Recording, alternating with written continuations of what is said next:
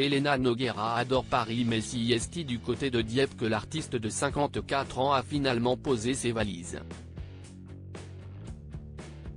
Un environnement paisible et calme dans lequel elle a d'ailleurs enregistré son tout dernier album. Vivre à Paris, si est bien pour un temps. Mais si certains adorent l'agitation de la capitale et le champ des possibles qu'elle offre, le calme fait parfois du bien. Elena Nogueira ne dira pas le contraire.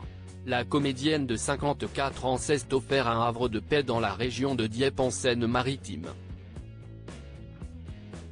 Et l'environnement y est tel qu'elle y a enregistré son 7e album solo, baptisé Fleur bleue noce noire, une sorte de conte musical rythmé par le bruit des oiseaux, du vent, de la pluie qui tombe comme l'avait annoncé le Parisien. Si est donc au cœur de son cocon chaleureux qu'elle a créé de toutes pièces ce projet qui l'a enchantée. Et pas de grande superficie, ni de luxe au programme mais une petite maison achetée à une vingtaine de kilomètres de Dieppe. Et à quelques pas de la mer précisait le titre. Des quelques détails que le Parisien a bien voulu fournir, on apprend notamment qu'il s'agit d'un petit village où le chant des oiseaux et d'un clocher se font entendre. Voilà les petites indiscrétions récoltées concernant le nid douillet que s'est offert Elena Nogueira en pleine nature à environ 2h30 de Paris.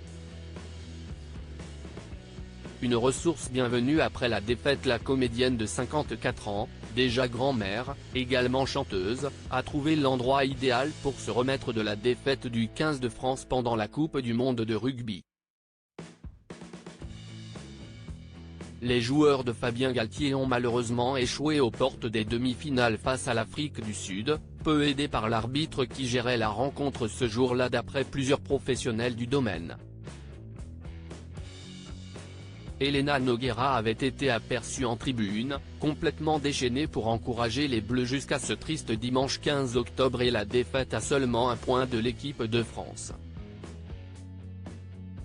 Un plongeon en pleine nature était donc plus qu'idéal pour oublier ses peines, aller de l'avant et rebondir après la désillusion.